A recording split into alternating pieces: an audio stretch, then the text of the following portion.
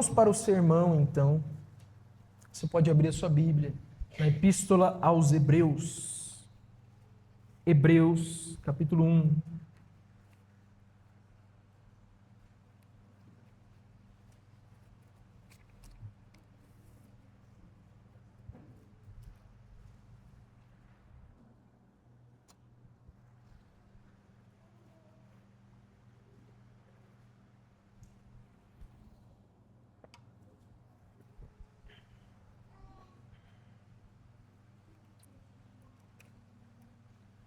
Hebreus, capítulo 1.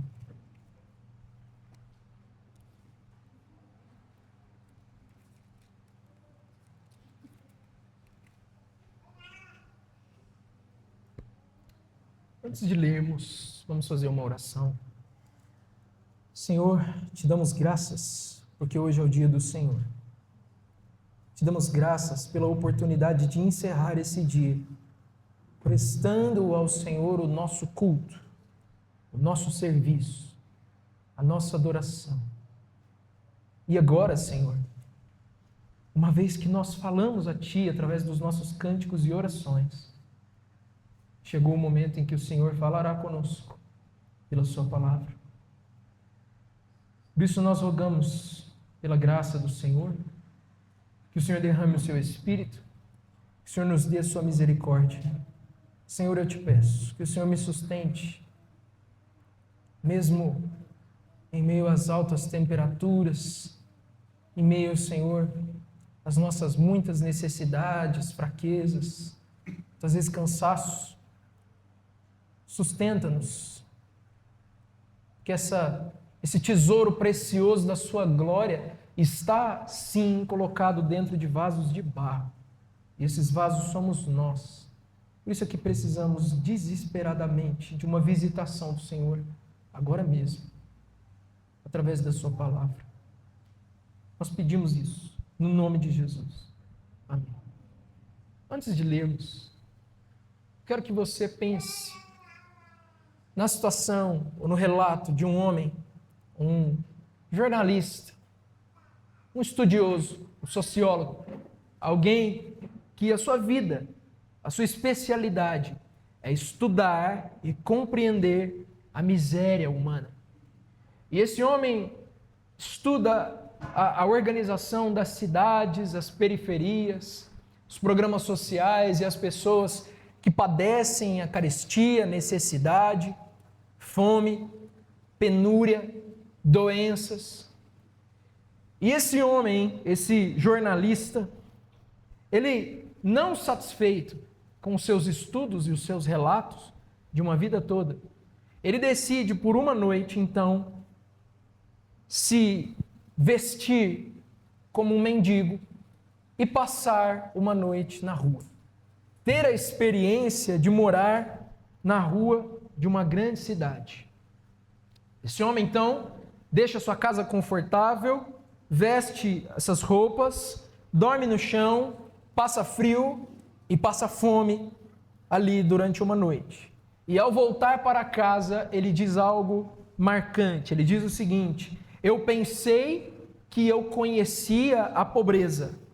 Eu descobri que eu só observava ela de longe, porque agora eu sei o que é ser pobre.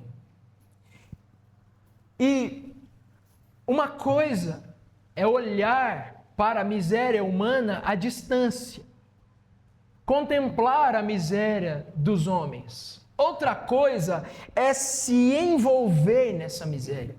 Outra coisa é entrar nessa miséria. Outra coisa é fazer parte, se revestir dessa miséria. E isso é o Natal. O Natal é a história de Deus entrando na miséria dos homens. De Deus se revestindo da miséria, da pobreza dos homens. O Natal, meus irmãos, nós vimos ele anunciado, prometido em Gênesis, passamos pelos profetas, vimos os evangelhos e hoje já é pós-Natal, já passamos o Natal. Por isso hoje nós iremos para as cartas. Iremos para as epístolas, pois elas nos explicam com maior clareza o que é o Natal. O Natal, nas epístolas, nos mostra 4 verdades muito profundas, e eu quero que você preste atenção em quais verdades são essas. Primeiro, Deus falou conosco pelo Filho. Deus falou conosco pelo Filho. Segundo, o Filho nos fez filhos. Essa é a segunda verdade. O Filho nos fez filhos. A terceira verdade é que o Filho se humilhou. O Filho se humilhou. E a quarta é que ele veio para nos salvar. E é a primeira dessas verdades que nós vamos ver em Hebreus 1, que veremos que Deus falou conosco pelo Filho. O versículo 1 de Hebreus 1 diz o seguinte: antigamente Deus falou muitas vezes e de muitas maneiras aos pais pelos profetas, mas nesses últimos dias nos falou pelo Filho, a quem constituiu herdeiro de todas as coisas e pelo qual também fez o universo. O Filho, que é o resplendor da glória de Deus e a expressão exata do seu ser, sustentando todas as coisas pela sua palavra poderosa, depois de ter feito a purificação dos pecados, assentou-se à direita da majestade nas alturas, tendo se tornado tão superior aos anjos, quanto herdou o mais excelente nome do que eles. Aqui nós vemos então essa primeira verdade que as epístolas nos revelam. Deus falou e ainda fala por meio do seu Filho. O tema central dessa carta, dessa epístola aos Hebreus, é a superioridade de Cristo.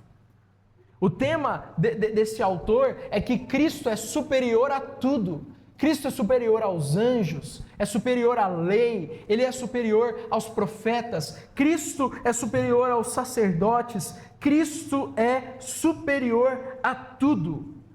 E aqui nesse primeiro versículo nós vemos um claro paralelo entre Hebreus capítulo 1, Gênesis capítulo 1 e João capítulo 1. Por quê? Porque nestes versos o autor confirma a divindade e a eternidade de Jesus. Jesus, ele é Deus, Filho, eterno, divino. Olha só, o texto vai dizer que ele foi constituído herdeiro de todas as coisas e por ele foi feito o universo. É claro o paralelo com Gênesis 1 e João 1. Então aqui ele traz esse paralelo e confirma para nós, mas além disso o autor mostra que esse Jesus que nós comemoramos o nascimento há poucos dias, ele desempenha em favor do seu povo 3 ofícios. São 3 os ofícios que Jesus desempenha em nosso favor. Quais são esses ofícios? Para quem frequentou a escola bíblica dominical: profeta, sacerdote e rei. Profeta, sacerdote e rei. E o texto vai nos dizer que antigamente Deus falou de muitas maneiras aos pais pelos profetas, mas nesses últimos dias nos falou pelo Filho. O que é um profeta? Profeta é alguém que é boca de Deus. Profeta é alguém que fala e revela a vontade de Deus para nós, não é isso? Então Cristo, tendo falado para nós, Ele cumpre esse papel de um profeta.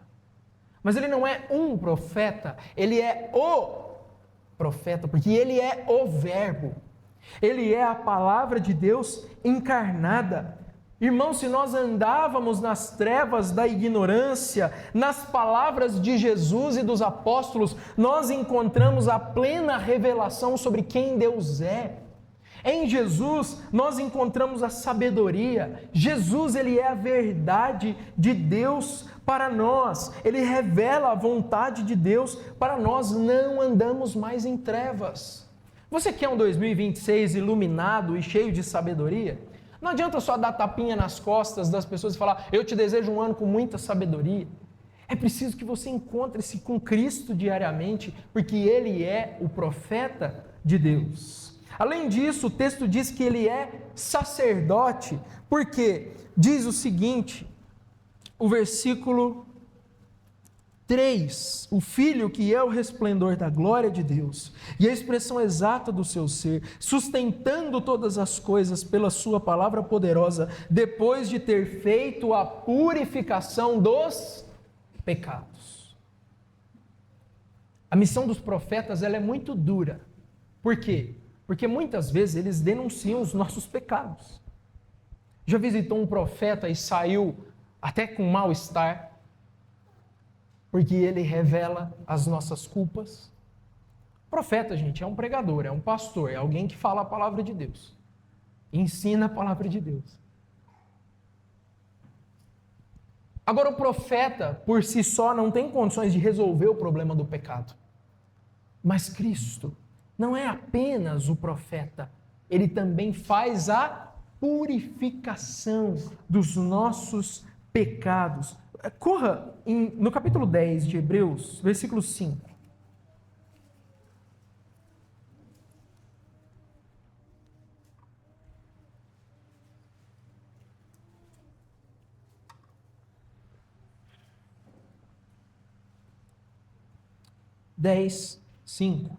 Por isso, ao entrar no mundo, Cristo disse, sacrifício e oferta não quiseste, mas preparaste um corpo para mim. Não te agradaste de holocaustos e ofertas pelo pecado. Então eu disse, eis aqui estou. No rolo do livro está escrito a meu respeito. Estou aqui para fazer, ó Deus, a sua vontade. Esse é o texto que nós lemos na abertura, mas nós lemos nos Salmos. Salmo capítulo 40, versículos 6 a 7. E o autor aos Hebreus está nos dizendo que o salmista não falava apenas dele, mas ele falava de alguém muito superior, que ao entrar no mundo declarou a Deus, sacrifícios não quiseste, porque o sangue de touros e bodes não pode fazer expiação pelos pecados. Eis aqui, preparaste um corpo para mim, no livro está escrito ao meu respeito, eu estou aqui para fazer a sua vontade.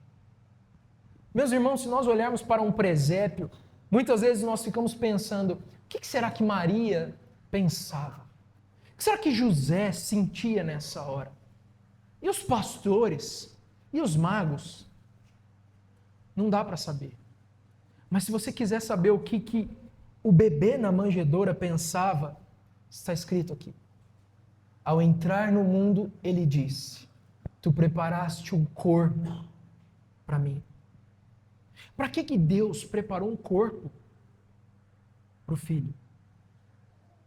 Por que foi preparado um corpo para ele? Qual é a finalidade da encarnação? Meus irmãos, o corpo que o Espírito Santo havia gerado dentro de Maria e preparado para ele tinha uma única finalidade. Aquele corpo estava sendo preparado para o abate. Aquele corpo estava sendo preparado para ser oferecido como um sacrifício. Sacrifício por quê? Sacrifício por causa das nossas transgressões. Sacrifício por causa dos nossos pecados. Sacrifício por causa das nossas culpas, da nossa obstinação. Esse sacerdote, ele não só fez um sacrifício de um animal, ele foi o próprio sacrifício feito a Deus. Todos os animais sacrificados na antiga aliança iam para o sacrifício contra a sua vontade. Mas esse, o filho, que não é um animal, ele é o Deus encarnado, ele vai voluntariamente, de sua própria vontade. E olha as palavras que ele diz, um corpo preparaste para mim. No rolo do livro está escrito a meu respeito, estou aqui para fazer a sua vontade. Cristo é o nosso sumo sacerdote, mas ele também é rei. Porque depois desse sacrifício, o texto diz que ele assentou-se à direita da majestade nas alturas. Ele está sentado à direita de Deus. Agora ele governa. Agora ele governa o seu reino glorioso, a igreja. As suas leis estão escritas no coração do seu povo, conduzindo esse povo para a santidade, conduzindo esse povo para o aperfeiçoamento, para a glória de Deus. Então vejam a grandiosidade de Jesus que Hebreus nos revela.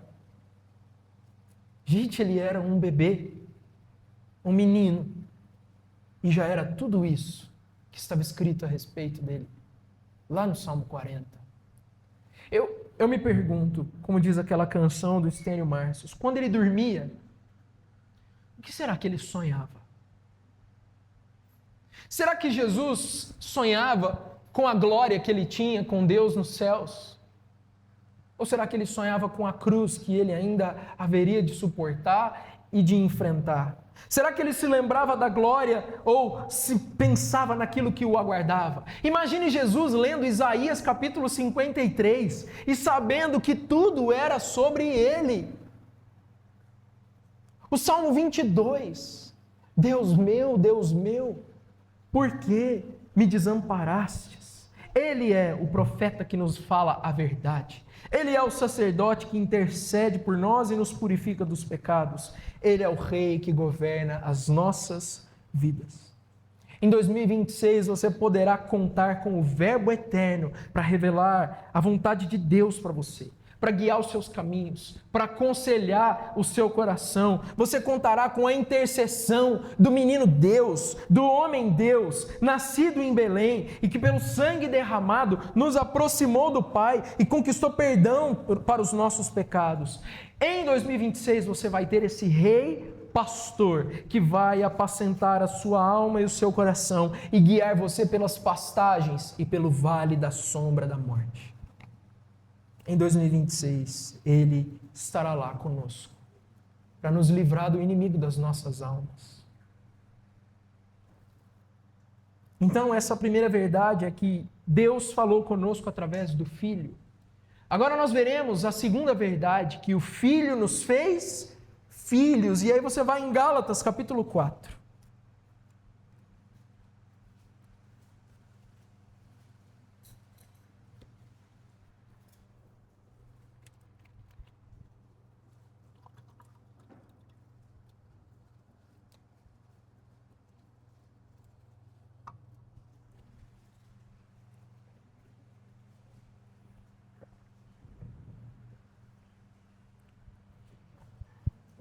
Gálatas, capítulo 4, nós vamos ler a partir do versículo 4.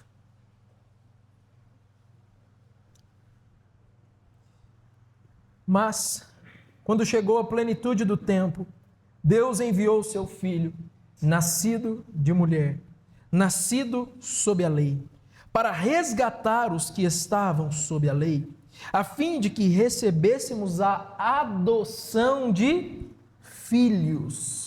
E porque vocês são filhos, Deus enviou o Espírito de seu Filho ao nosso coração. E esse Espírito clama, Abba, Pai. Assim, você já não é mais escravo, porém filho. E sendo filho, também é herdeiro de Deus. Irmãos, o trabalho de Jesus por nós não termina na purificação dos nossos pecados. Ser purificado dos pecados já seria bom o suficiente. Nós ficaríamos felizes em ficar na casa do Pai como servos, não é verdade? Já seria bom demais ser meros escravos dele, comprados por ele. Mas devemos afirmar também a verdade de que o Filho de Deus se tornou filho do homem para que nós fôssemos tornados filhos de Deus. O Filho de Deus se tornou filho do homem para que nós, filhos dos homens, nos tornássemos filhos de Deus. E é isso que Paulo afirma aqui. De que maneira nós somos tornados filhos de Deus? Pela adoção. Porque Jesus Cristo, ele é o Filho unigênito. O que significa unigênito? Único, gerado. Nós somos filhos de Deus? Sim, mas não gerados. Somos adotados, recebidos na família de Deus por meio da adoção. A adoção, ela era muito comum no Império Romano. Homens ricos e poderosos escolhiam um menino da sociedade, da rua, de repente um menino pobre, que receberia educação, formação, para se tornar o herdeiro de todos os seus bens no futuro. E esse menino então recebia uma herança preciosa e muito grandiosa. Ainda hoje, quando uma criança é adotada, ela recebe um novo nome, ela recebe uma nova herança, ela recebe uma nova história, ela ganha uma nova posição social. E assim foi conosco. O Filho de Deus, ele nos tornou filhos de Deus, como Ele nos tornou filhos de Deus, herdeiros de Deus, co-herdeiros com Cristo. Podemos chamar Cristo, em certo sentido, de nosso irmão. Recebemos dele um novo nome, recebemos dele uma nova história, novos direitos, uma nova posição. De escravos do pecado, passamos a ser filhos de Deus. Que maravilhoso que é isso! Mas talvez você não se sinta assim, um filho. Sabe, crianças adotadas, principalmente as mais velhas, geralmente elas passam por um longo período de adaptação que dura muitos anos.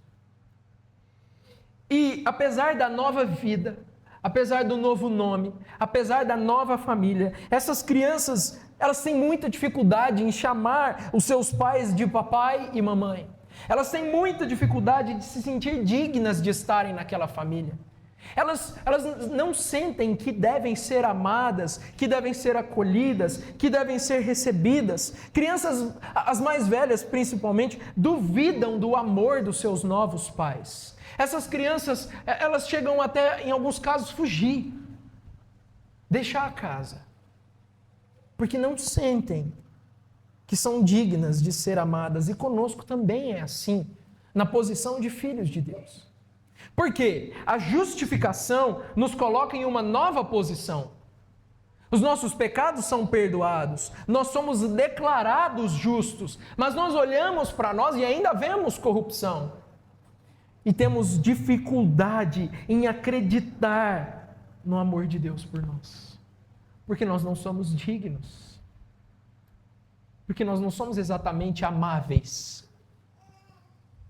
Então, nós lidamos com essas crises, com essas dúvidas. No entanto, se somos filhos, meus irmãos, podemos confiar plenamente que somos amados com um amor tão profundo e firme que nem toda a eternidade será suficiente para compreender completamente. Um amor tão sólido, tão firme, tão profundo e verdadeiro que nem os céus, nem a terra, nem os principados, nem a potestades, nem anjos, nem poderes, nem a espada, nem a nudez, nada poderá nos separar do amor de Deus que está em Cristo Jesus. Mas você precisa saber que talvez será necessário um tempo para você entender e confiar nesse amor. Nos dias que virão, como você pode amadurecer a sua fé nesse sentido? Se você não é um filho, Cristo está com os braços abertos, as suas mãos rasgadas, à disposição, o seu lado perfurado, te diz, alma cansada, vem.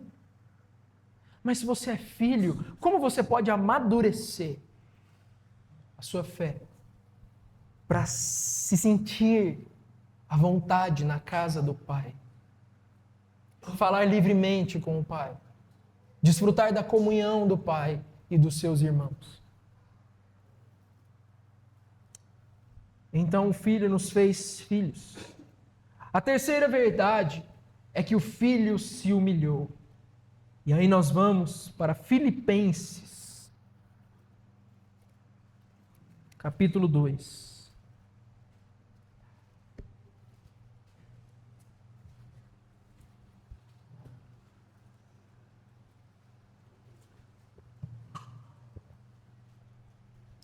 Vocês estão percebendo como que as epístolas, elas explicam o Natal?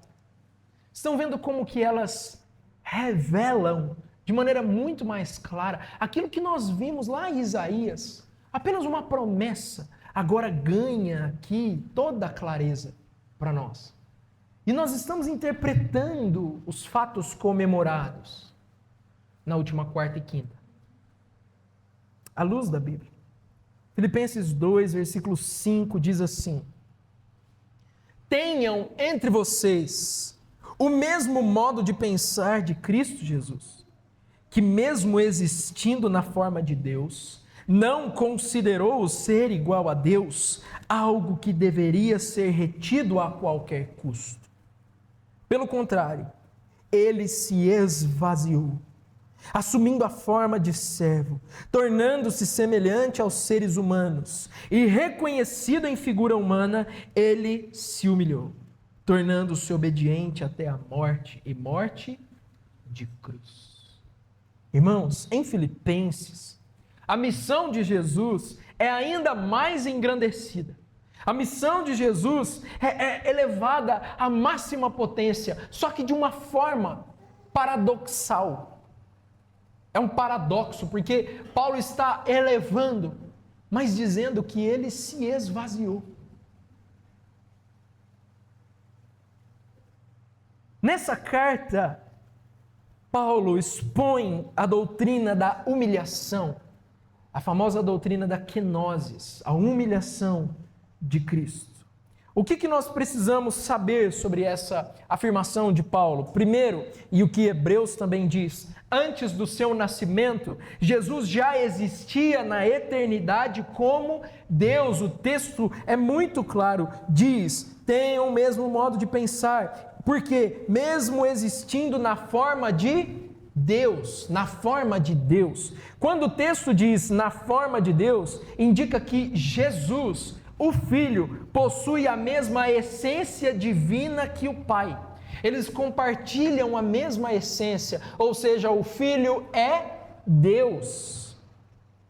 Então ele já existia. No entanto, ele é o exemplo supremo de humildade, porque ele não considerou ser Deus algo que ele deveria reter, algo que ele deveria se apegar, algo que ele deveria segurar com todas as forças.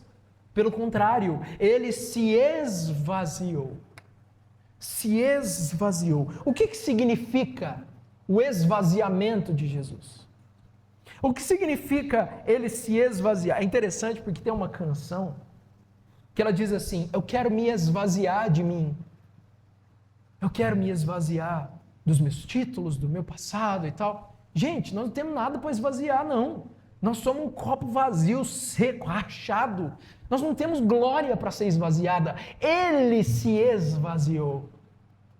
Mas o que significa se esvaziar? Não significa que ele renunciou à sua divindade. Ele deixou de ser Deus? Não, porque Mateus capítulo 1, versículo 22 e 23 diz que ele é Emanuel. O que significa Emanuel? Deus conosco, ou seja, ele é Deus conosco. Ele não deixou de ser Deus, ele continuou sendo Deus depois da sua encarnação. A humilhação de Jesus não significa que ele perdeu alguma coisa. Não.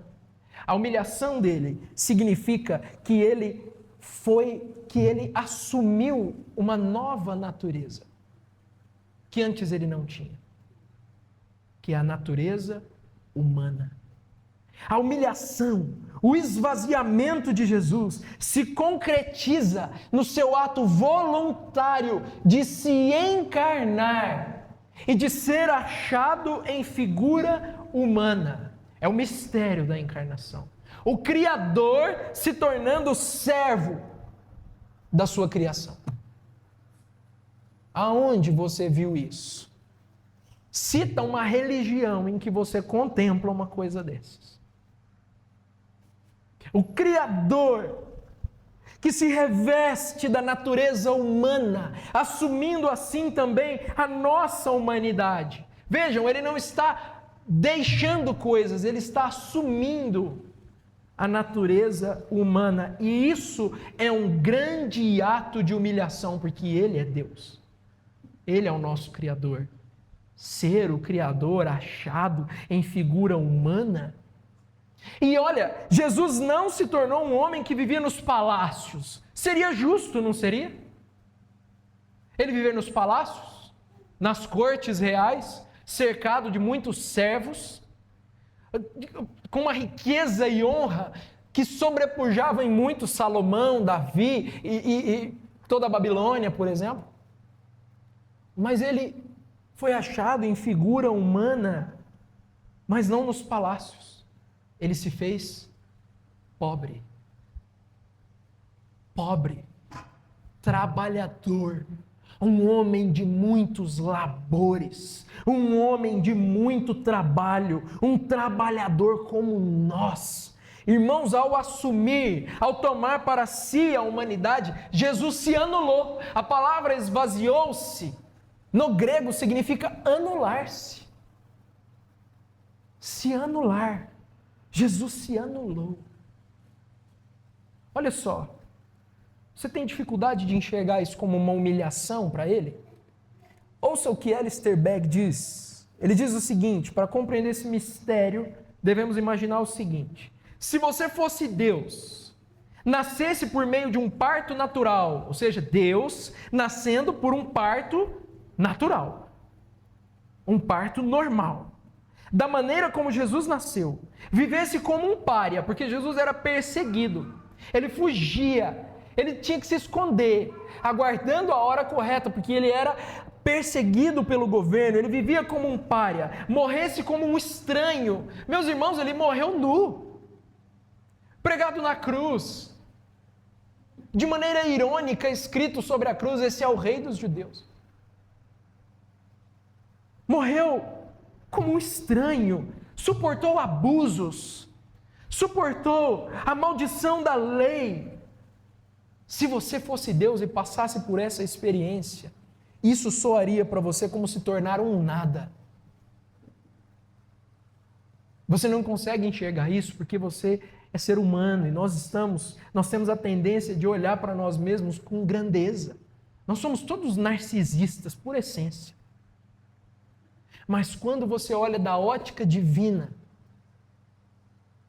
e ele se reveste da humanidade e passa por isso tudo, você vê que ele se tornou nada.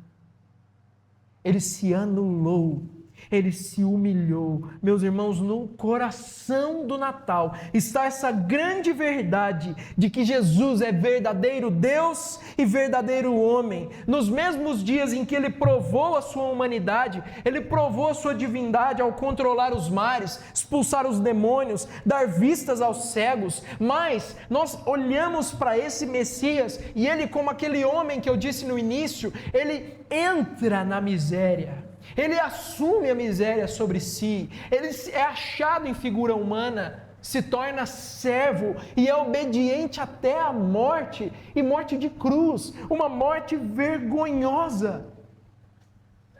É isso que Jesus realizou no Natal. É isso o que Jesus fez. E ninguém saberá realmente o significado do Natal se não entender que foram os nossos pecados e o nosso estado caído que levaram Jesus a isso e que tornaram necessário o mistério da encarnação. O Natal se fez necessário por causa dos nossos pecados, por causa das nossas culpas. Quando você contemplar uma pintura, um presépio, e enxergar aquele menino na manjedoura, aquela coisa mais bonitinha, não é bem assim. É um parto normal no meio de um estábulo, meus irmãos, no meio da sujeira. Não há esterilização, não há nada. A sujeira, há bactérias, tudo ali, estrume dos animais, e o nosso Deus está nascendo lá. Vejam que os nossos pecados causaram ao Salvador. Esses pecados com os quais nós volta e meia nos associamos. Mas a aplicação do apóstolo Paulo, veja, ao falar sobre isso, sobre a humilhação, sobre o esvaziamento de Cristo, a aplicação do apóstolo, isso não é uma doutrina que fica só no nosso intelecto, no livro de teologia, no manual. Não, ele aplica. O que o versículo 5 diz? Tenham entre vocês o mesmo modo de pensar. Irmãos, isso aqui é muito profundo. Por quê? Porque o esvaziamento, a encarnação de Jesus não é apenas uma coisa que você deve crer, mas é uma coisa que você deve imitar. É algo que eu e você devemos imitar na sua essência, no seu significado. Ou seja, ele sendo Deus, não se agarrou aos seus direitos, não se agarrou à sua glória, não se agarrou à sua posição. Ele renunciou voluntariamente ao conforto, à honra, ao reconhecimento para servir pecadores. Como nós. Isso nos confronta profundamente, porque revela o quanto nós, sendo pó, nos apegamos às vaidades. Ele, sendo Deus, não se apega e se esvazia. Nós somos pó, e aonde nós estamos apegados? No que nós estamos presos em tempos de valorização do eu, do bem-estar emocional. Agora é a era do bem-estar emocional. Agora é o autodesenvolvimento. Nessa era, nós somos chamados a olhar menos para nós, menos para os nossos projetos, para entender que na ótica de Cristo e dos apóstolos, quem vence na vida e chega no topo é justamente aquele que lava os pés dos seus irmãos. É justamente aquele que se assenta, se ajoelha, pega uma bacia na última ceia, lava os pés de todos, inclusive do seu traidor. Você lava os pés das pessoas que te ofendem, que te levam à cruz. Irmãos, ter o mesmo sentimento de Cristo significa perguntar: aonde é que eu estou exigindo ser servido quando Cristo escolheu servir? É isso que nós exigimos, nos sirvam. As pessoas precisam me servir. Meu marido, minha esposa, a minha casa, o pastor, a igreja, eu preciso ser servido. Mas Cristo escolheu o serviço. Servir. Onde eu estou defendendo a minha honra com unhas e dentes, quando Cristo renunciou à honra dele. E escolheu a humilhação. Onde nós estamos insistindo em ter razão, em estar certos, quando Cristo escolheu se humilhar e ser levado à cruz. Irmãos, o Natal nos chama a algo totalmente contracultural. O Natal nos chama a olhar menos para nós e mais para os outros, e mais para o nosso irmão, para a nossa irmã, para as pessoas ao nosso redor. Que Deus tenha misericórdia de nós, porque nós estamos tão ensimesmados, tão concentrados nas nossas vidas. Último versículo. Nós vamos ver a quarta e última verdade. Que Jesus veio para nos salvar. Tito, capítulo 2.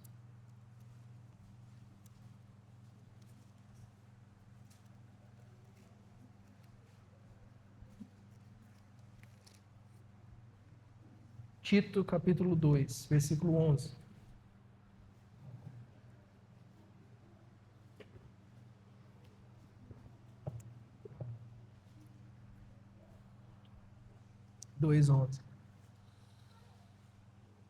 Porque a graça de Deus se manifestou, trazendo salvação a todos. Vamos ler novamente. Porque a graça de Deus se manifestou, trazendo salvação a todos. Irmãos, o último versículo é esse. E ele diz que o Natal é a manifestação, na plenitude do tempo, da graça salvadora de Deus. É isso que é o Natal. A manifestação da graça salvadora de Deus. Ao olhar para Jesus no Natal, muitos são tentados, a pensar que ali em Belém, naquela cidadezinha, naquele local, nascia um homem que seria um grande exemplo. Tem muitas pessoas que pensam apenas isso. Ele nasceu, o nosso exemplo, para nos guiar, para nos mostrar o caminho. É isso que as pessoas enxergam. Essa ideia, porém, escuta, por favor, escuta com muita atenção o que eu vou dizer. Essa ideia de que Jesus nasceu para ser um exemplo, carrega a crença interna de que nós somos capazes de fazer o bem, de que a gente dá conta, de que a gente pode, a gente só precisa de um exemplo que nos mostre como fazer. E aí Jesus nos mostrando como fazer, então nós vamos fazer igual, nós vamos fazer o bem, nós vamos agradar a Deus, porque no nosso íntimo nós somos bons, mas a gente está meio perdido e a gente não sabe muito bem como agradar a Deus. Então a gente olha para Jesus e tem lá o exemplo. Meus irmãos, essa crença é errada. Tudo que nós precisamos não é de um exemplo que nos mostre o caminho. Por quê? Porque nós não somos bons. Nós não somos capazes. Não há bondade inata em nós. Nós estamos perdidos e não conseguimos percorrer o caminho por conta própria. É por isso que Jesus vai dizer, eu sou o caminho. Ele não vai mostrar o caminho, ele se faz caminho. Ele é caminho. Ele é a porta. Ele é o bom pastor. Ele se fez caminho por nós. E somente através dele nós podemos alcançar a salvação. Não é só seguindo o seu exemplo, mas é confiando nele, entregando a sua vida a ele, declarando com seus lábios e com a sua vida, ele é o Senhor. O que significa Jesus Cristo ser o Senhor? Que ele tem domínio, ele governa, é as vontades dele que nós fazemos, é ele que consultamos para saber o que ele requer de nós. Isso diz que ele é Senhor, mas ele é nosso Senhor porque ele nos comprou com preço de sangue e garantiu para o seu povo a salvação. Salvação. Gente, Natal é sobre salvação. Não é sobre espírito natalino, não é sobre Papai Noel, não é sobre todos os enfeites, tudo isso é legal, é bonito, é gostoso. Mas a gente não pode perder de vista que Natal é salvação. No berço de Jesus, naquela noite, a sombra da cruz já estava projetada sobre ele. Imagine ele no berço, e a luz da lua alta, naquela noite, se projeta sobre uma janela, e a sombra da janela já projeta sobre o menino uma cruz. Porque ele foi destinado para isso, para nos reaproximar do Pai, mediante a sua morte. Por isso, olhe hoje para o seu lado rasgado, olhe para suas mãos e pés perfurados, e saiba, foi pelos pecadores, foi pelas pessoas que não conseguem, foi pelas pessoas que estão perdidas e caídas, foi por aquelas que estão cansadas de carregar o fardo do pecado, foi por aquelas que já entenderam que não dão conta, que não são dignas e não conseguem agradar a Deus. Ele veio pelos pecadores. Você é um pecador? Você é uma pecadora? Se você é, e acredita nisso, porque você sabe, você experimentou, você viu a corrupção, você entende. Você vê isso, então Cristo é para você. Para você Ele é um Salvador adequado. Para você Ele é um Salvador suficiente. Eu não sei se é o que você procurava, mas é o que você precisa. É Jesus, o nosso Salvador. E é isso que nós comemoramos no Natal. Que a salvação de Deus se manifestou a todos.